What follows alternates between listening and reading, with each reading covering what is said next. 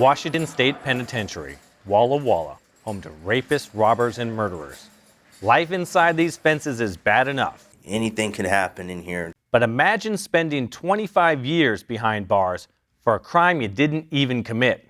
That, Tyler Gassman says, is the fate that awaits him. I never committed any of these crimes. I said, I don't even know the kid that's telling on me. I don't even know what he looks like.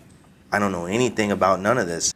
In 2008, Gassman and two friends were implicated in a series of home invasion robberies in Spokane, including one here where robbers stole cash and prescription pills. There's one big problem with the case. The only evidence against the three men is the word of a jailhouse snitch named Matt Dunham, who changed his story more than once, but still got his sentence cut to 18 months for testifying.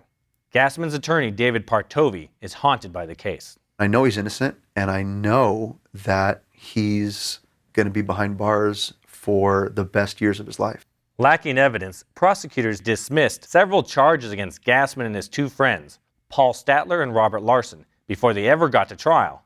And in the case where they landed convictions, prosecutors changed the date of the alleged robbery from April 15th to April 17th, just hours before trial, effectively wiping out the men's alibis. When they switched it to the 17th, it became like any other day. I think we were home doing this, but I don't have any reason to specifically recall that. The judge surprised both sides by fining prosecutors $8,000 while still allowing the case to go forward.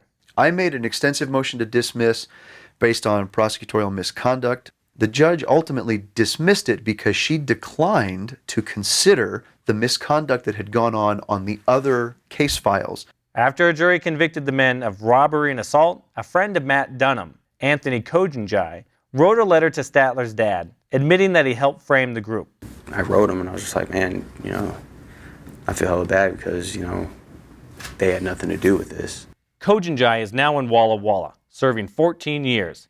He says he and Matt Dunham framed the group to protect a friend and Dunham's brother, who were actually involved in the robberies. But now I can do something about it, help them with their situation that they shouldn't even be in.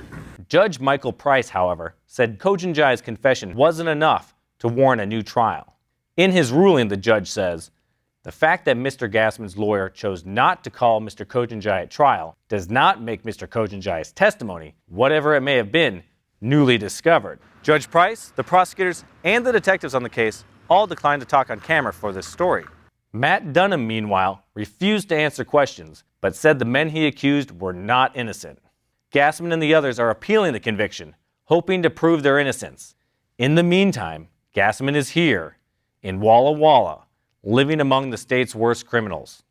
I'm sitting in here for a crime I didn't commit, and they believed one kid that we did this crime so he could get off with only 18 months instead of a sentence like with what I wound up with.